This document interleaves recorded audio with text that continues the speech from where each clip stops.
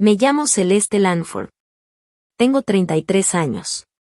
Y la noche en que mi hermano me exigió la mitad de mi bono fue la noche en que por fin entendí que mi familia nunca había visto mi éxito como algo que yo me gané. Para ellos, era algo que se podía repartir. Esa tarde había llegado a la carne asada del día del trabajo con un postre, tratando de verme normal después del año más duro de mi carrera. Un año donde me quedé hasta tarde, perdí fines de semana, resolví problemas que nadie más quería tocar y al final recibí un bono que sentí como prueba de que había sobrevivido todo eso. No fui para presumir. No fui para dar envidia. Solo quería una comida tranquila en familia, donde las buenas noticias se quedaran siendo buenas noticias. Pero antes de terminar de comer, mi hermano me miró desde el otro lado de la mesa y me dijo que le diera la mitad del bono porque él tenía hijos. Así, sin más. Como si mi vida valiera menos porque yo vivía sola. Yo no le di nada.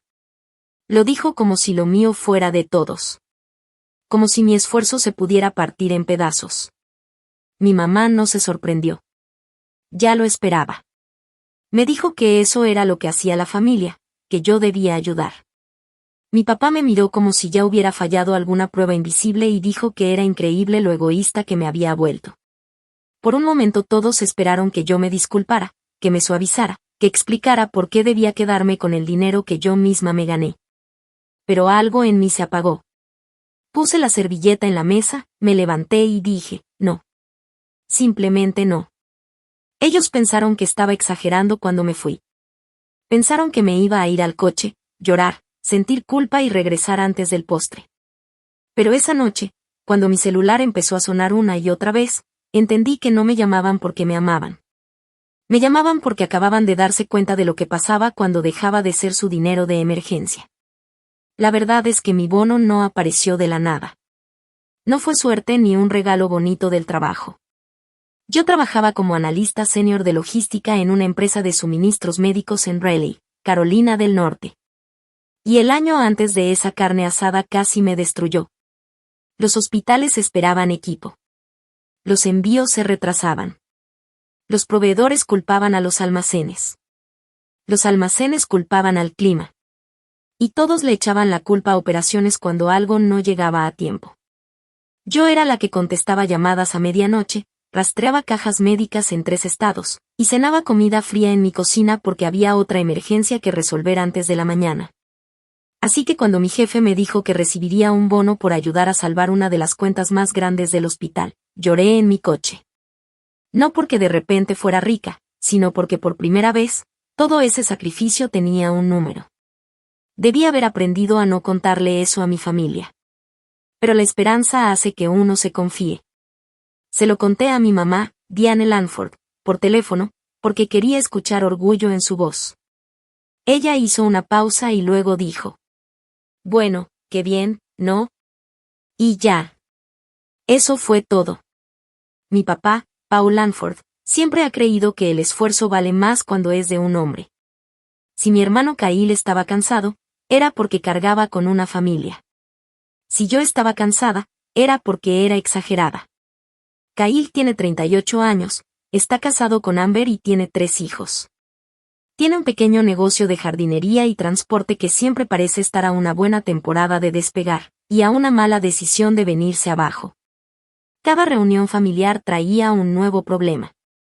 Una reparación del camión, un pago atrasado del seguro, un cliente que no había pagado, un gasto de la escuela de los niños, y de alguna forma, todo terminaba con alguien volteando a verme a mí. Al principio ayudaba porque los quería. Una vez pagué las llantas del camión. Cubrí un recibo de luz porque mi mamá dijo que a Amber le daba pena pedir ayuda. Incluso mandé dinero para comida en un día de acción de gracias porque mi papá dijo: tu hermano tiene más bocas que alimentar. Pero la ayuda se vuelve obligación cuando nadie lo agradece. Kyle casi nunca me devolvía el dinero. Y cuando yo preguntaba, se hacía el ofendido. Mi mamá decía: ¿de verdad lo necesitas ahorita? Y mi papá murmuraba: la familia no lleva cuentas. Lo más raro era que a mí nunca se me permitía estar cansada. Vivía sola en un departamento pequeño cerca del centro de Raleigh, así que todos veían mi vida como un espacio vacío que podían llenar con sus necesidades. Si me compraba un buen abrigo, mi mamá decía. Que a gusto, sin hijos. Si me iba de viaje un fin de semana, Kyle bromeaba. Algunos sí tenemos responsabilidades de verdad. Para el fin de semana del día del trabajo, yo ya sabía que mi mamá le había contado a Kyle sobre el bono. Me invitó 2 veces a la carne asada, lo cual era raro. La segunda vez añadió. Y trata de no llegar con las manos vacías. Kyle y Amber han tenido un mes difícil. Escuché la advertencia escondida en la petición. Aún así, fui. Me dije a mí misma que solo sería una carne asada en el patio, fútbol en la tele, niños corriendo por el pasto, platos desechables y plática de familia. Cuando llegué esa tarde, la camioneta de Kyle estaba estacionada chueca cerca del garaje, con un detalle cromado nuevo que nunca había visto. Todo se veía normal. Y ese era el peligro. En mi familia, las peores conversaciones no empezaban con gritos. Empezaban con sonrisas, esperando el momento perfecto para volverse filosas. Durante la primera hora, nadie mencionó el bono. Y eso casi lo hacía peor. Yo podía sentirlo en el ambiente, pasando de una persona a otra, como un secreto que todos conocen, menos la persona a la que planean atrapar. Mi mamá seguía preguntando por el trabajo con un tono casual, pero demasiado calculado. Mi papá hablaba de lo caro que estaba todo. Kyle soltaba comentarios sobre cómo las familias necesitan apoyo hoy en día, sobre todo las que tienen niños pequeños. Amber estaba más callada de lo normal, ayudando a los niños con sus platos y jugos. Y recuerdo pensar que se veía como alguien que sabe que viene una tormenta, pero no sabe dónde va a caer el rayo. Nos sentamos afuera, en la mesa larga del patio, después de que mi papá terminó de asar la carne. Había costillas, elotes, frijoles, ensalada de papa, y esa alegría forzada de días festivos que usan las familias cuando quieren fingir que el pasado no está sentado con ellos en la mesa. Yo contestaba corto. El trabajo, bien. El departamento, bien. No, no estaba saliendo con nadie. Sí, lo del hospital había salido bien. Kyle se recargó en su silla y se limpió la salsa de barbacoa del dedo. De entonces, ese era el gran proyecto, ¿no? Dijo. El que, según mamá, te dio ese bono. Mi tenedor se quedó a medio camino. Mi mamá bajó la mirada demasiado rápido. Mi papá tomó un trago de té y no dijo nada. Miré a Kyle. Fue un bono por desempeño. Sí, asintió despacio, como si estuviera pensando algo. Perfecto, entonces puedes ayudar. Fruncí el ceño. ¿Ayudar con qué? Él apoyó los brazos sobre la mesa. Con la mitad. El patio se quedó en silencio, excepto por uno de los niños riéndose cerca de la reja. Parpadeé. ¿La mitad de qué? Se molestó un poco de que lo hiciera decirlo. De tu bono, Celeste. Yo tengo familia. Tú no. Lo dijo tan tranquilo que dolió más, como si acabara de medir nuestras vidas y la mía valiera menos. Miré a mi mamá. No estaba sorprendida. Estaba lista. Celeste, dijo suave, tu hermano tiene 3 hijos. Tú estás en posición de ayudar. Eso es lo que hace la familia. Mi papá dejó el vaso con fuerza. Nadie dice que no trabajes duro, pero ya es hora de que pienses en algo más que en ti. Por una vez, pensé. Recordé las llantas, la comida, los recibos, los regalos de cumpleaños que se volvían necesidades porque ese mes Kyle y Amber no tenían dinero. Kyle se inclinó hacia adelante, animado por ellos. Mira, no quiero sonar mal, dijo, usando exactamente el tono de alguien que sí va a sonar mal, pero tú llegas a un departamento vacío. No sabes lo que es tener bocas que alimentar. Me estás pidiendo miles de dólares, le dije. Se encogió de hombros. Le estoy pidiendo a mi hermana que actúe como hermana. Mi mamá se inclinó y me tocó la muñeca. Desde lejos parecía cariño, pero sus dedos apretaban como advertencia. No hagas esto feo, dijo. Tu hermano está bajo mucho estrés. Retiré mi mano. Yo también estoy bajo estrés. Mi papá soltó una risa seca. ¿Por qué? ¿Por correos? Kyle se rió bajito, lo suficiente para dejar claro que los papeles ya estaban definidos.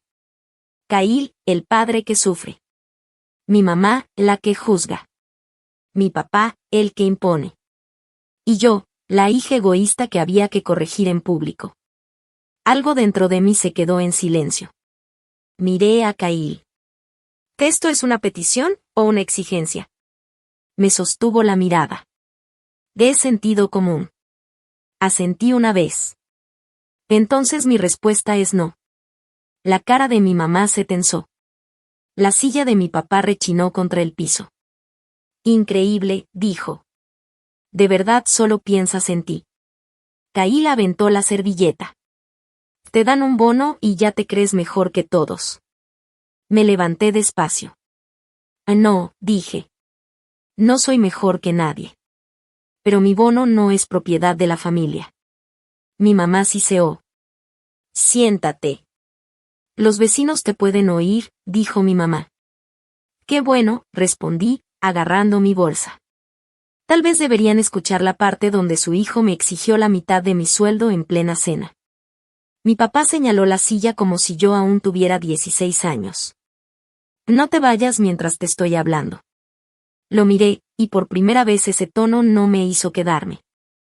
He pasado años pagando por la paz en esta familia, dije. Ya no la voy a comprar.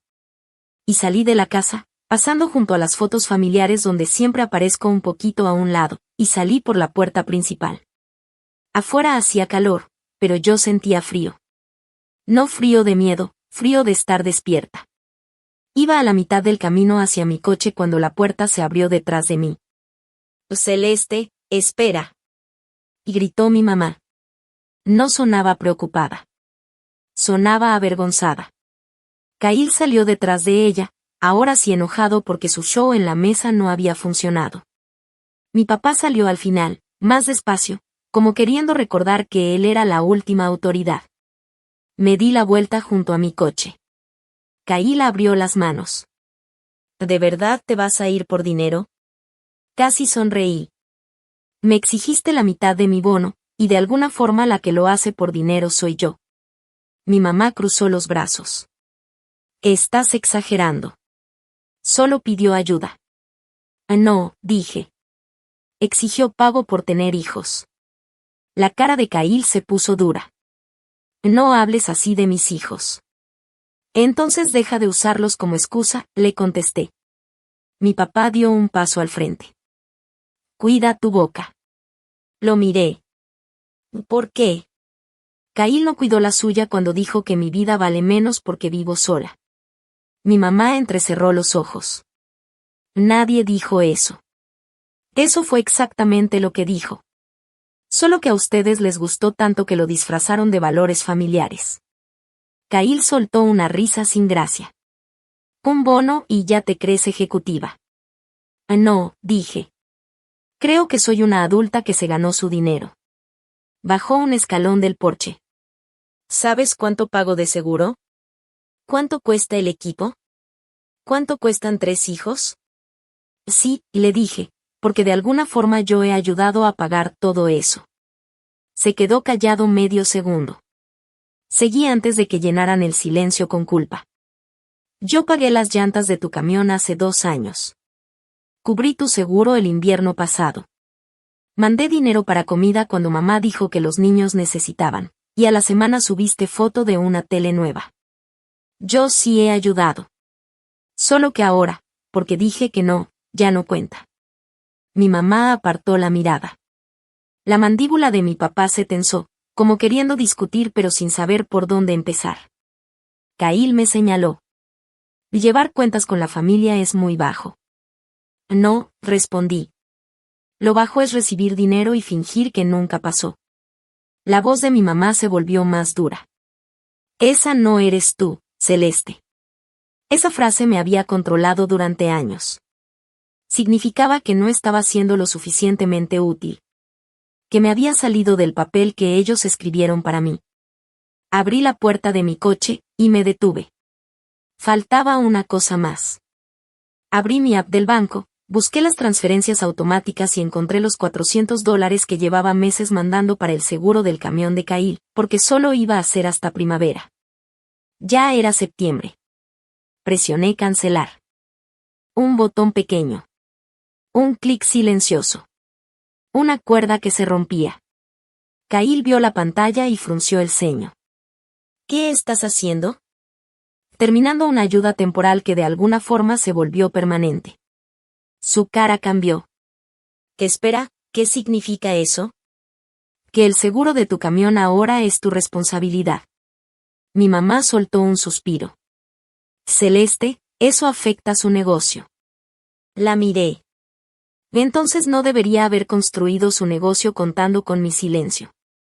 La voz de mi papá se volvió baja y dura. Vas a crear un problema real. No, dije. Voy a dejar de resolver uno. Por primera vez esa noche, Kyle se vio incómodo. Me subí al coche. Mi mamá seguía hablando, mi papá seguía advirtiendo, y Kyle seguía llamándome egoísta, pero sus voces se apagaron cuando cerré la puerta. Manejé unos 10 minutos y me detuve en el estacionamiento de una farmacia cerrada, cerca de la carretera. Entonces mi celular vibró. Era Dana Brooks, mi mejor amiga y la única persona que sabe lo suficiente de mi familia como para nunca decir, pero tienen buenas intenciones.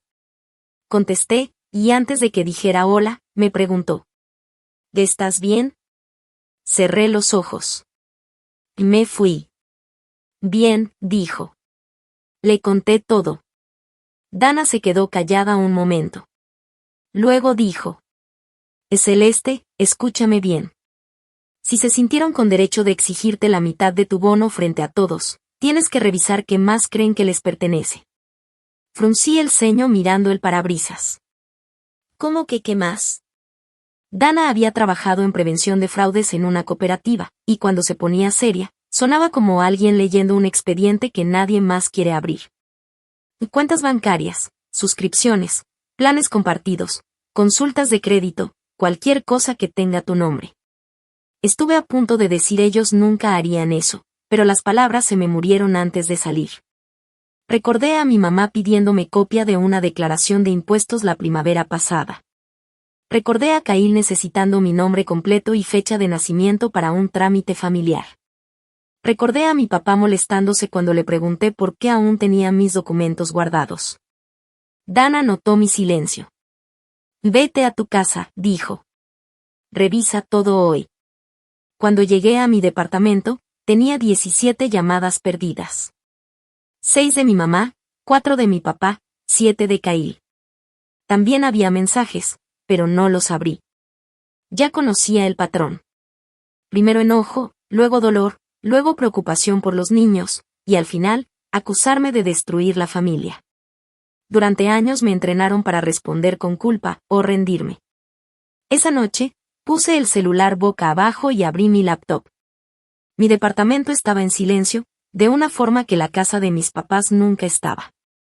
Sin gritos desde el patio, sin niños llorando, sin la televisión tapando conversaciones incómodas.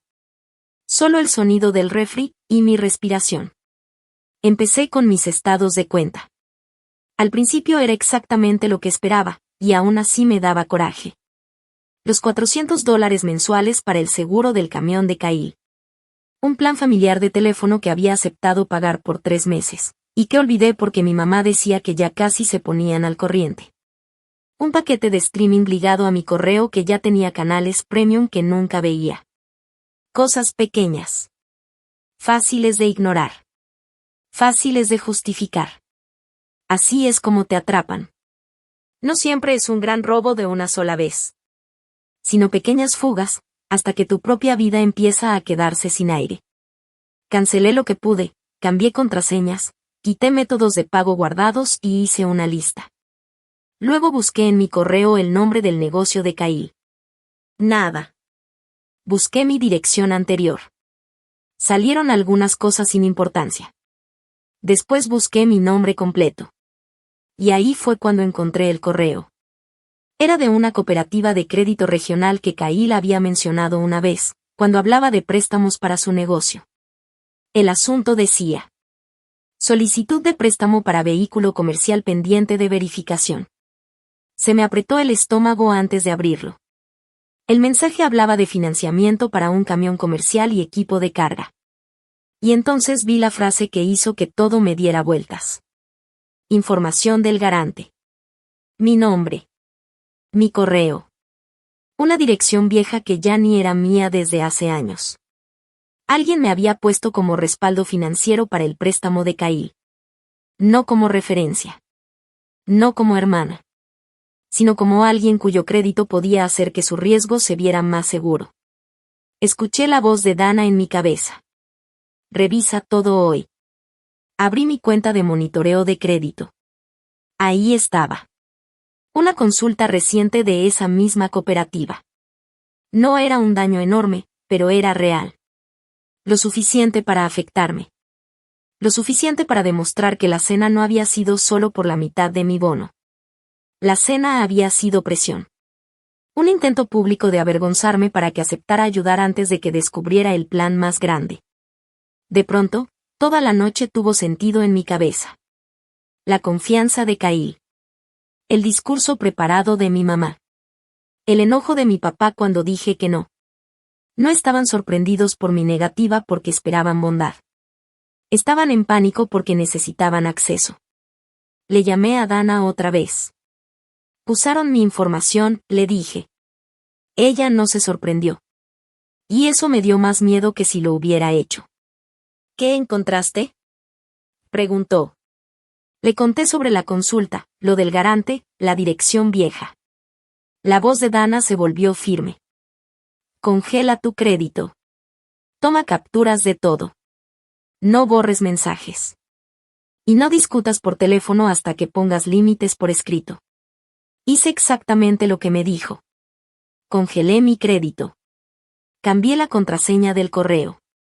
Cambié las del banco. Activé verificación extra. Quité mi tarjeta de todos los servicios compartidos. Cada clic me daba más coraje, pero ahora era un coraje útil. Del que te hace actuar con precisión. Después abrí los mensajes. Mi mamá escribió. Humillaste a tu hermano frente a sus hijos. Mi papá. No tomes decisiones cuando estás emocional. Kyle. Ya dejaste claro quién eres. Me quedé viendo ese último mucho tiempo. Luego abrí el chat familiar y escribí despacio. No los insulté. No expliqué mis sentimientos. Lo hice claro, lo suficiente como para que, si hacía falta, se pudiera mandar a un abogado. Mi bono no es propiedad de la familia. Mis ingresos no están abiertos a discusión ni a repartirse. He cancelado todo apoyo financiero recurrente relacionado con la casa y el negocio de Kyle. También encontré una consulta de crédito ligada a un préstamo para vehículo comercial donde aparece mi información sin mi consentimiento. Nadie tiene permiso de usar mi nombre, mi dirección, mi número de seguro social, mi crédito, mi correo o mi historial financiero para ninguna cuenta, préstamo, servicio o solicitud. Si algo existe con mi nombre, debe retirarse de inmediato y confirmarse por escrito. Si esta regla se ignora, voy a tomar acciones formales para protegerme. Leí eso 2 veces. La celeste de antes susurraba que era demasiado duro. Luego vi otra vez la consulta de crédito, y esa versión de mí se quedó callada. Le di enviar. Durante casi un minuto no pasó nada. Luego mi teléfono explotó. Primero llamó Kyle, luego mi mamá, luego mi papá. Los mensajes aparecían y desaparecían como si todos estuvieran buscando la versión correcta de cómo no culparse. No contesté. En lugar de eso, le mandé un correo a la cooperativa de crédito diciendo que yo no había autorizado ninguna consulta, solicitud, papel de aval ni uso de mi información relacionada con Kyle Langford o su negocio. Unos minutos después, Kyle dejó un mensaje de voz. Su voz ya no estaba enojada. Estaba asustada. Celeste, llámame ahorita. No entiendes lo que acabas de hacer. Me recargué en la silla, el corazón acelerado. Pero yo lo entendía perfecto. No había destruido su plan. Solo había dejado de permitir que mi nombre lo sostuviera. Las llamadas siguieron casi 1 hora. Hasta que contesté. No porque quisiera escucharlos, sino porque quería la verdad directo de la boca de Cail. Contesté y no dije nada. Cail empezó de inmediato. ¿Qué hiciste? El banco me llamó. Detuvieron la revisión. Dicen que hay una disputa. Me quedé recargada, con la voz firme. Porque yo la disputé. ¿Por qué harías eso? Dijo molesto. Porque no autoricé nada de eso. Silencio. Y en ese silencio, escuché otras voces de fondo. Mi mamá y mi papá estaban ahí. Claro que estaban. Seguro habían armado un comité de emergencia desde que dejé de ser útil. Mi papá tomó el teléfono. Celeste, esto ya se salió de control. Casi me río. No, papá. Se salió de control cuando usaron mi información sin permiso. Nadie usó nada, dijo rápido. Solo era para ver cómo salían los números. Me quedé en silencio. O sea que sí sabían. Otro silencio. Más largo. La voz de mi mamá entró, temblorosa pero a la defensiva. Tu hermano estaba bajo presión.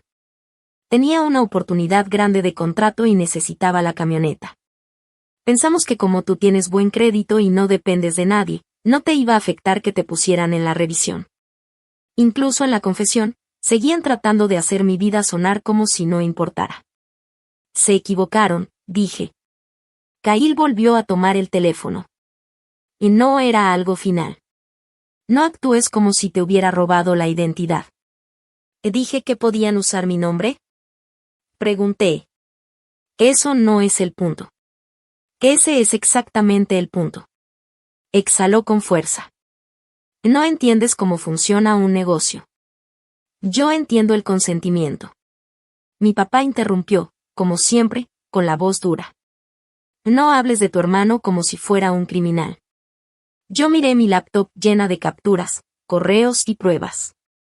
Entonces que deje de usar mi firma como si fuera un recurso familiar. Mi mamá empezó a llorar bajito. Y antes, ese sonido me habría quebrado por dentro. Pero esta vez noté algo. Sus lágrimas solo aparecían cuando los habían atrapado. No cuando Cail me exigía dinero. No cuando mi papá me decía egoísta. Solo ahora, cuando por fin había consecuencias. Celeste, dijo mi mamá, por favor no le arruines esto a tu hermano. Los niños necesitan estabilidad. Entonces Cail debería dejar de tomar decisiones inestables, respondí. Cail gritó algo de fondo. Mi papá le dijo que se calmara. Al final, Cail habló más bajo. Si ese préstamo no se aprueba mañana, pierdo la reserva del equipo. Y si pierdo la camioneta, pierdo el contrato del complejo de departamentos. Ese contrato lo puede cambiar todo para nosotros. Entonces no debiste construir la solicitud usando mi crédito y mi honestidad, dije. Iba a pedirte permiso, dijo. No. Me ibas a presionar en la cena hasta que me sintiera demasiado culpable para decir que no. No lo negó. Mi papá intentó defenderlo. Se equivocó. La gente comete errores. Un error es poner mal un número de teléfono, dije. Esto es usar información privada para una solicitud financiera. Mi mamá susurró. Seguimos siendo tu familia. Entonces actúen como tal. Silencio. Seguí hablando, lento. Esto es lo que va a pasar ahora. Cail va a contactar al banco mañana y va a retirar cualquier cosa que tenga mi nombre o información. Me va a mandar confirmación por escrito. Ustedes dos van a confirmar también por escrito que no van a compartir, guardar ni usar mis documentos otra vez. Cail va a borrar todo lo que tenga mi número de seguro social, impuestos viejos o datos financieros. Y si encuentro mi nombre en algo más, lo voy a reportar formalmente. Cail soltó una risa corta, pero débil. ¿De verdad le harías eso a tu propio hermano? Tú ya hiciste algo así con tu propia hermana. Eso lo calló. Mi papá suspiró. Nos estás tratando como desconocidos. No, respondí. Los estoy tratando como adultos responsables de lo que hacen. La voz de Cail cambió otra vez. Ya no gritaba. Y Celeste, por favor. Solo esta vez. Si el contrato sale, te puedo pagar todo. Puedo arreglarlo. Fue lo más honesto que sonó en toda la noche, y eso lo hacía peligroso. Había una parte de mí que quería creerle. Pero luego recordé su cara en la mesa cuando dijo yo tengo hijos y tú no. Recordé la mano de mi mamá apretándome la muñeca. Recordé a mi papá llamándome egoísta por proteger lo mío. No, dije. No voy a amarrar mi futuro a tu promesa. Su respiración cambió. Entonces eso es todo. ¿Me vas a dejar perderlo todo? No, Kyle. Te voy a dejar vivir con lo que construiste, sin usarme como base. Mi papá explotó. Eso es cruel. Cruel fue decidir que mi vida valía menos solo porque es más tranquila. Nadie respondió. La llamada terminó con Kyle diciendo que mandaría pruebas, y mi papá murmurando que yo había cambiado. A medianoche llegó un correo del banco confirmando que habían detenido la revisión y marcado la consulta de crédito. 15 minutos después, Kyle mandó un mensaje. ¿Lograste lo que querías? Yo respondí. No. Recuperé mi nombre. No contestó. Y por primera vez en toda la noche, el teléfono se quedó en silencio. Las siguientes semanas no fueron tranquilas, pero sí fueron reveladoras. La gente te muestra quién es cuando los métodos viejos dejan de funcionar. Mi mamá empezó con culpa. Me mandaba mensajes largos diciendo que estaba muy herida, que la familia no debía resolver problemas con amenazas y que yo había vuelto todo frío. Mi papá intentó con autoridad. Me decía que tenía que ir a hablar como adulta, que en nuestra familia eso significaba dejar que él me interrumpiera hasta que yo cediera. Kyle probó todas sus versiones. El Kyle enojado decía que yo saboteé su negocio. El Kyle triste decía que se estaba ahogando y que nadie lo ayudaba. Y el Kyle hermano me mandó una foto vieja de nosotros de niños con el mensaje. Extraño cuando sí me querías. Yo no respondía a la manipulación. Solo respondía a hechos. ¿Retiró la solicitud? ¿Borró mi información? ¿Mis papás seguían teniendo mis documentos? ¿El banco confirmó la eliminación? Eso era todo. Amber me llamó 4 días después de la carne asada. Casi no contesto, pero algo me dijo que sí. Su voz era baja. ¿Y Celeste? ¿Kyle te puso en ese préstamo sin preguntarte? Le dije la verdad. Se quedó en silencio tanto tiempo que pensé que se había cortado la llamada. Luego dijo. Que él me dijo que tú ofreciste ayudar. Eso dolió más de lo que esperaba. No porque Kyle mintiera. Eso ya lo esperaba. Sino porque me di cuenta de cuánta gente había escuchado una versión de mí que hacía que sus acciones parecieran normales. Amber se disculpó. Sin drama. Sin excusas. Solo dijo. Perdón. Eso estuvo mal. Fue la primera disculpa limpia que recibí. Después de eso, todo se movió rápido. Sin mi crédito, Kyle no pudo calificar a tiempo para el paquete del camión y equipo. Sin el camión, perdió el contrato del complejo de departamentos del que tanto presumía. Eso no destruyó su vida, aunque él dijera lo contrario. Pero sí destruyó la fantasía de que los demás tenían que pagar por sus decisiones. Amber lo hizo vender un ATV que casi no usaba.